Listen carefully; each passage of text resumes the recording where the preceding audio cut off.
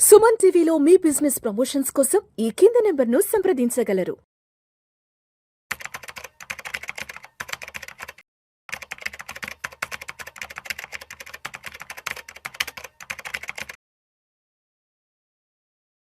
గిరిబాబు గారు నమస్తే సార్. నమస్తే అండి.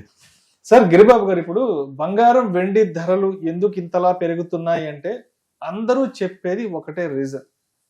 గత 4-5 సంవత్సరాల నుంచి యుద్ధ భయాల వల్ల, వార్ టెన్షన్స్ వల్ల బంగారం వెండి ధరలు అనేవి ఇంతలా పెరిగాయి. ప్రత్యేకించి 2022 నుంచి అప్పుడేదో రష్యా ఉక్రెయిన్ వార్ అన్నారు, తర్వాత ఇజ్రాయెల్ ఇరాన్ అన్నారు, ఏదో హమాస్ అన్నారు, రకరకాల యుద్ధాల పేర్లు చెప్పారు. మొత్తానికి బంగారం వెండి ధరలు ఇంతలా పెరిగాయంటే రైట్. ఇప్పుడు మనం ప్రత్యక్షంగా చూస్తున్నాం.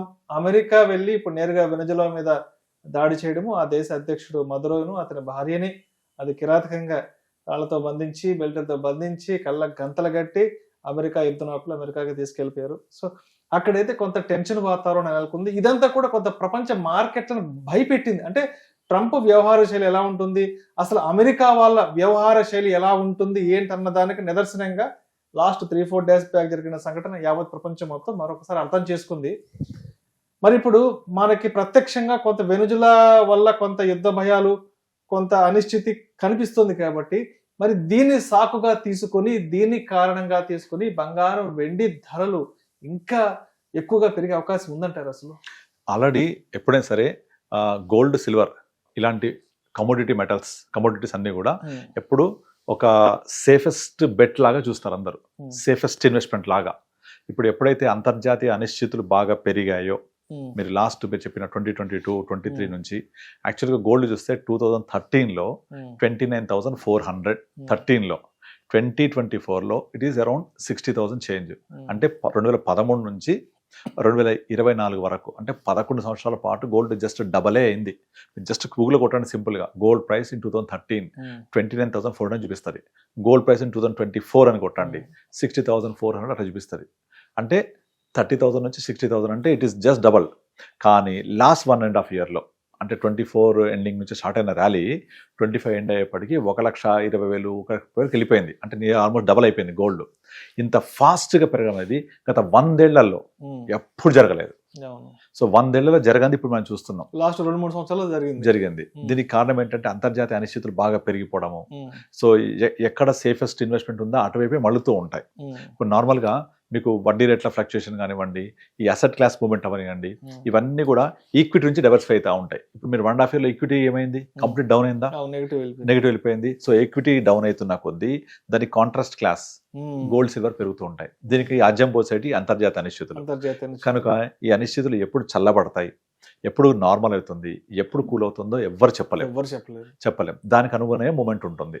అయితే ఇక్కడ క్వశ్చన్ రావచ్చు, ఇంకెంత పెరుగుతాయి? అందరు పొద్దున్నే సరే క్వశ్చన్ చేస్తూ ఉంటారు, ఎంత పెరిగితే ఎంత తగ్గుతాయి, కొనాలా వద్దా? ఇయే క్వశ్చన్. వీటికి ఆన్సర్ స్ట్రైట్ ఫార్వర్డ్ ఎవరు ఆన్సర్ చెప్పలేరు. ఒకవేళ ఈ గోల్డ్ పెరుగుద్ది, తగ్గుద్ది అంటే అతను దేవుడు అవుతాడు. ఇక నేను దేవుడిని కాదు, నేను చెప్పలేను, నాకు తెలియదు. అంటే తగ్గిపోద్ది అంటే నెక్స్ట్ వచ్చే వారం 10 రోజులు పెరగవచ్చు. ఆ పెరుగుద్ది అని మీలాంటి స్పీకర్స్ ఎవరైనా చెప్తే 4-5 రోజులు తగ్గవచ్చు. అది ఎలా ఉంటుంది? ఇదంతా సప్లై డిమాండ్ బట్టి ప్రైస్ మూవ్మెంట్ అవుతూ ఉంటది. ఎగ్జాంపుల్ మీరు రియల్ ఎస్టేట్ తీసుకోండి. లాస్ట్ 2014 తెలంగాణ వచ్చిన తర్వాత 2023 వరకు పెరిగింది. కారణం ఏంటి? అంతకు 1 డికేడ్ ముందు తెలంగాణ ఉద్యమం అప్పుడు రియల్ ఎస్టేట్ మూవ్మెంటే లేదు. అలా పడుకొని ఉన్న రియల్ ఎస్టేట్ మూవ్మెంట్ ఒక్కసారిగా తెలంగాణ గవర్నమెంట్ వచ్చింది, తెలంగాణ ఉద్యమం అనేది ఇక బ్యాక్ స్టెప్ అయిపోవడము. ఇక తెలంగాణ అనేది మాట్లాడే ఉద్యమం గురించి సెటరేట్ అయిపోయింది, ఇక అర్థమైపోయింది డివైడ్ అయిపోయినాయని. ఇక కొనడం మొదలు పెట్టారు. అందరు కొంటుంటే సప్లై మారదు కదా, ఆటోమేటిక్ గా సడన్ గా ప్రైస్ అంతా షూటప్ అయిపోయి వెళ్ళిపోయింది. ఒక వస్తువుని నాకు కావాలి అందరూ ఎగబడుతూ ఉంటే ధర ఏమవుతుంది? పెరుగుతుంది కదా. ఇప్పుడు ఎగ్జాంపుల్ అగ్గిపెట్టి తీసుకోండి. అగ్గిపెట్టి అందరికీ అవసరం కదా. అగ్గిపెట్టి ఎక్కువ ఉన్నా మీరు ఎక్కువ కొంటారా? కొనరు.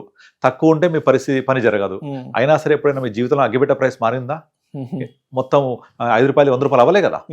సో అట్లాగే కొన్ని వస్తువులకు నువ్వు నిర్దిష్టమైన సప్లై డిమాండ్ కాన్సెప్ట్, నిర్దిష్టమైన ప్రైస్ కాన్సెప్ట్ ఉంటుంది. బట్ కొన్ని రియల్ ఎస్టేట్, ల్యాండ్ ఇట్లాంటి వాల్యూ అసెట్స్కి మనము ఏం చెప్పలేం. అవి ఏంటంటే డిమాండ్ సప్లై బట్టి ఎప్పుడైతే, ఇప్పుడు సపోజ్ నేను మా అమ్మాయి పెళ్లికి, మా అబ్బాయి చదువుకి, లేకపోతే ఒక అసెట్ బిల్డింగ్కి, ఇల్లు కట్టుకోవడానికి ల్యాండ్ కావాలి అంటే కావాలంతే కొనేస్తూ ఉంటారు. అక్కడ అలాగే గోల్డ్ సిల్వర్ వచ్చేసి గోల్డ్ పర్టికులర్గా ఇంటర్నేషనల్గా మనం ఏదో కొనే వల్ల పెరగదు గోల్డ్. ఎప్పుడు మన గోల్డ్ ప్రైస్ అంతా నడిపించేది పెద్దన్నలే, అంతా ఇంటర్నేషనల్ అవున్స్లో డాలర్లోనే నడుస్తూ ఉంటది. ఏదో ఇక్కడ కూర్చొని మీరు నేను చెప్పాం కదా చెప్పి బంగారం మనం ఏదో పెరగడం తగ్గడం ఉండదు. ఇప్పుడు పండగలు వస్తున్నాయి, పెళ్లిళ్ళు వస్తున్నాయి, పెళ్లిళ్ళకి కొనే బంగారం వల్ల ఆషాఢ మాసం పెరగదు, ఇదంతా స్టోరీ కాదు. ఇది ఈ మనం చాలా తక్కువ దీంట్లో రోల్, బట్ ఇంటర్నేషనల్ గా జరిగేది చాలా ఎక్కువ ఉంటది. అండ్ నేను ఒక దగ్గర చదివాను 2013లో చైనాలో ఆ చైనా దేశ ప్రజలకి ఆ గవర్నమెంట్ ఇచ్చిన అడ్వైజ్ ఏంటంటే మీరందరూ బంగారం కొనుక్కొని అడ్వర్టైజ్ చేసిందంట. నేను ఒక చదివాను, నాకు కూడా నిజమా అబద్ధమో బట్ ఉంది. అలా చైనా గవర్నమెంట్ వాళ్ళ ప్రజల్ని ప్రొవోక్ చేసింది, మీరు గోల్డ్ కొనుక్కోండి అని. తర్వాత 2023లో గోల్డ్ ఇంతలా పెరగడానికి one of the main reason China gold కొంటూ పోవడమే. అది ఇప్పుడు వాళ్ళు ప్రతి ఒక్కళ్ళు వాళ్ళ ఒక కరెన్సీ పెగ్ చేస్తుంటారు కదా, ఒక డాలర్తోనో గోల్డ్తోనో. వి పెగ్ విత్ గోల్డ్, మనం గోల్డ్ రిజర్వ్స్ పెట్టుకొని మన కరెన్సీ ప్రింట్ చేస్తాం. అట్లా చాలా దేశాలు US డాలర్ని పెట్టుకొని వాళ్ళ కరెన్సీని ప్రింట్ చేస్తాయి, దీన్ని కొలాటరల్ పెట్టుకొని. అలా కొలాటరల్ పెట్టుకోకపోతే ఇన్ఫ్లేషన్ వల్ల ఆ క్వాంటిటీ ఆఫ్ మనీ పెరిగిపోద్ది, క్వాలిటీ ఆఫ్ మనీ పడిపోతుంది, వాల్యూ ఆఫ్ మనీ పడిపోతుంది. ఎప్పుడైతే కాంట్రాస్ట్ ఒక అసెట్ ఉంటే ఏం జరగదు. మీరు అందుకే మీ 500 రూపాయల నోట్ ఓపెన్ చేసి చూస్తే I owe to pay you sum of ₹500 అని RBI గవర్నర్ సైన్ చేసి ఇస్తారు మీకు ఒక నోటు. అంటే అర్థం ఏంటి, ఈ నోటు నా దగ్గర తీసుకొచ్చిస్తే మీకు ఇంత విలువైన బంగారం ఇస్తా అని అర్థం. అది నిజంగా ఇస్తారా పక్కన పెట్టండి, అంటే దీనికి విలువైన బంగారం ఉంది మన దగ్గర కౌంటర్గా, కనుక ఈ నోటుకి ఒక విలువ ఉంది. అర్థమైందా? ఆ విలువ అనేది ఎక్కడి నుంచి వచ్చింది, డిరైవ్ అయింది అసెట్లో నుంచి. డిరైవ్డ్ వాల్యూ ఇది ఒక అసెట్ నుంచి. ఆ డిరైవ్డ్ వాల్యూ ఇప్పుడు ఇండియాలో ప్రింటెడ్ నోట్స్ వచ్చేసి 18 నుంచి 20 లక్షల కోట్ల వాల్యూ ఉంటుంది. 20 లక్షల కోట్ల కరెన్సీ చలామణిలో ఉంటుంది, బట్ సంపద ట్రిలియన్స్లో ఉంటుంది. అంటే ఇదంతా రొటేషన్, ఇదంతా వాల్యూ డిరైవ్ అవుతూ ఉంటుంది. సో అట్లాగే ఒక గోల్డ్ సిల్వర్ కూడా వాల్యూ డిరైవ్ అవుతూ ఉంటుంది అనమాట. అలా అయ్యేటప్పుడు ఏం చేశారు, చైనా వాడు విపరీతంగా కొనుక్కుంటూ పోయాడు. ఎందుకు, గోల్డ్ అనేది ఒక వాల్యూ డిరైవ్ అవుతుంది, మేము కరెన్సీ అంతా కూడా దానికి పెగ్ చేసుకొని వెళ్తుంటామని. ఈ రష్యా ఉక్రెయిన్ వచ్చిన తర్వాత ఇవన్నీ బాగా మారిపోయినాయి. ఈ రష్యాని ఇబ్బంది పెడుతూ ఉంటే వాళ్ళ US డాలర్ని పెగ్ చేసుకున్న వాళ్ళకు అంత పెద్ద రష్యా లాంటి కంట్రీస్కి ఇబ్బంది పెడితే మా పరిస్థితి ఏంటంటే చిన్న చిన్న దేశాలని కూడా డీడాలరైజేషన్స్ మొదలు పెట్టేశాయి. డీడాలరైజేషన్ అంటారు దాన్ని. డీడాలరైజేషన్ చేసేసరికి అమెరికా కోపం వచ్చేసింది. ఓహో మా డాలర్ని మీరు ఇట్లా చేస్తారా అని ఇక వాడు విపరీతంగా టారిఫ్లు వేయడము, అందరిని ఇబ్బంది పెట్టడం చేస్తున్నాడు. ఇక వెనిజులా ఇష్యూ వచ్చి పరాకాష్ట. ఒక దేశాధ్యక్షుడిని అలా తీసుకురావడం అనేది ఆక్షేపించే దగ్గర కాదు. అది మన అక్కడ ఉన్న కమలా హ్యారిస్ కూడా నెగటివ్ గా చేయకూడదు అని చెప్పింది. మనం రాంగ్ మెసేజ్ ఇస్తున్నాం ప్రపంచానికి అని చెప్పింది. ఏది కంటెస్టెడ్ ప్రెసిడెంట్ ఆఫ్ USA ఎంత తప్పది మనం చూస్తున్నాం కదా. ఒక దేశాధ్యక్షుడిని ఒక యుద్ధ శత్రువు తప్పు కదా. సో ఇదంతా ఏంటంటే ప్రజల్లో ఒకలాంటి అనిశ్చితిని తీసుకొస్తుంది అనమాట. అందువల్ల కూడా మళ్ళీ గోల్డ్ రేట్ పెరగడానికి స్కోప్ ఉంటుంది. కానీ ఇక్కడ మీరు గమనిస్తే ఇంకొకటి, బయట మార్కెట్ లో గోల్డ్ పర్చేస్ పడిపోయింది, మనం చూస్తున్నాం కదా న్యూస్.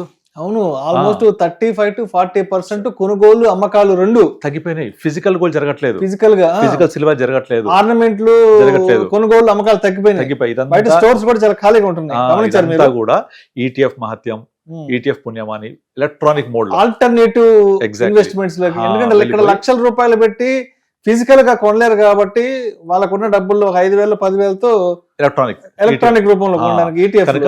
ఇది అంత నమ్మదగ్గది కాదు. ఖచ్చితంగా physical silver, physical gold backup లేకపోతే ఈ ప్రైస్ ఇలాగే ఉంటుందని చెప్పలేము ఎప్పుడు కూడా. డెఫినెట్లీ సడన్ గా అంతర్జాతీయ అనిశ్చితులు మెరుగుపడి అన్ని సద్దుమణిగితే ఒకేసారి అమ్మకాలు వచ్చేస్తాయి, ధర పడుతూ ఉంటది. అప్పుడు ఎలక్ట్రానిక్ మోడ్ లో వాళ్ళకి ఎంత ఈజీ అమ్మడం, టక్క టక్క టక్క సెల్ కొట్టేస్తారు కదా. అక్కడ ఫిజికల్ అయితే తీసుకుపోయి షాపుడు కొనాలి, టైం పడుతుంది. మళ్ళీ తరుగులు కూలీలు అవి వేరే, పాత బంగారం ఇక్కడ ఎలక్ట్రానిక్ మోడ్ లో టక్ టక్ టక్ బటన్ కొడితే సెల్ అయిపోద్ది.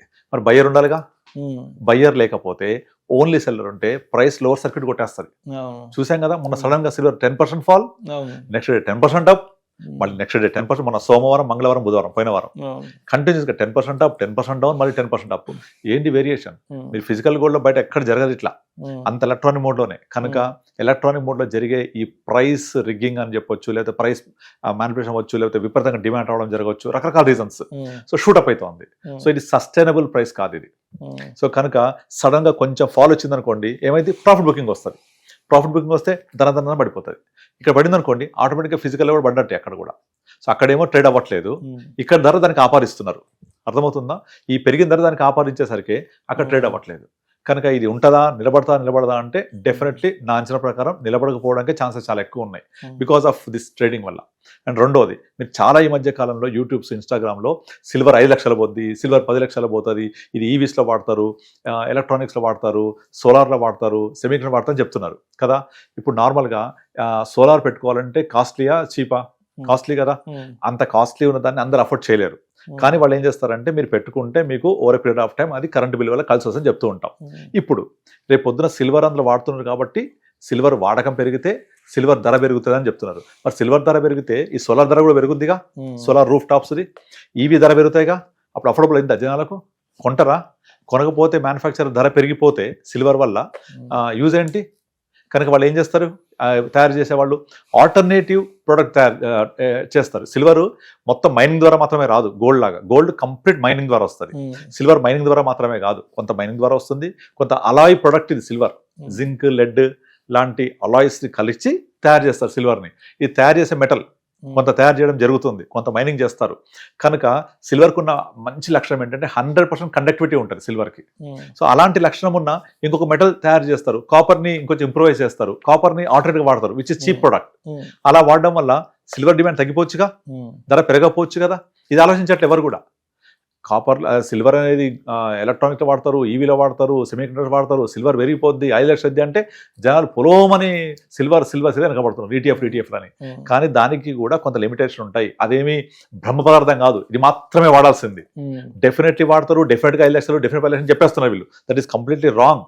ప్రతి ప్రోడక్ట్, టులిప్ మానియా అని ఒకటి మీరు గూగుల్లో కొట్టండి, చదవండి. టులిప్ మానియా ఇది డచ్ లో జరిగింది ఒక 300-400 years బ్యాక్.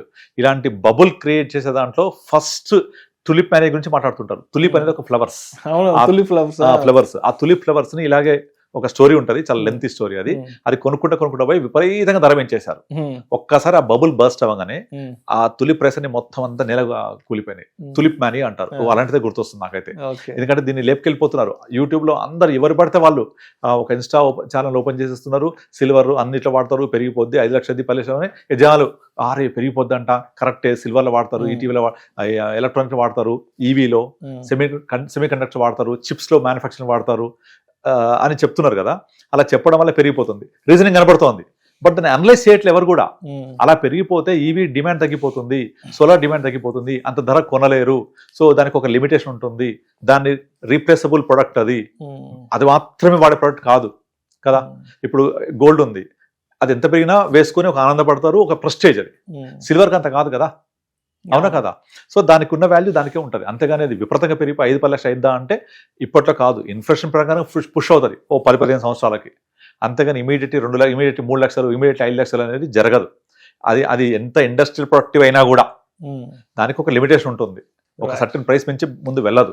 అండ్ ఇంకొకటి ఇంపార్టెంట్ థింగ్, సిల్వర్ ని రీప్లేస్ చేయొచ్చు. ఒక ఎగ్జాంపుల్ చెప్తా. లిథియం అయాన్ బ్యాటరీస్ ఉన్నాయా, దాన్ని రీప్లేస్ చేస్తూ సాలిడ్ బ్యాటరీస్ తీసుకొచ్చారు. తర్వాత లిథియం వేరే బ్యాటరీస్ తీసుకొచ్చారు. ఎన్ని బ్యాటరీస్ వచ్చాయి ఇప్పుడు, సైజ్ తగ్గించేస్తున్నారు, అన్ని చేస్తున్నారా. అలా టెక్నాలజీ డెవలప్ అయిన కొద్దీ ఆల్టర్నేట్స్ వస్తూనే ఉంటాయి. ఆల్టర్నేట్ వచ్చినప్పుడు అంత కాస్ట్లీ సిల్వర్ ని వాడకుండా వేరే దాంతో రీప్లేస్ చేస్తారు. There could be very possibility.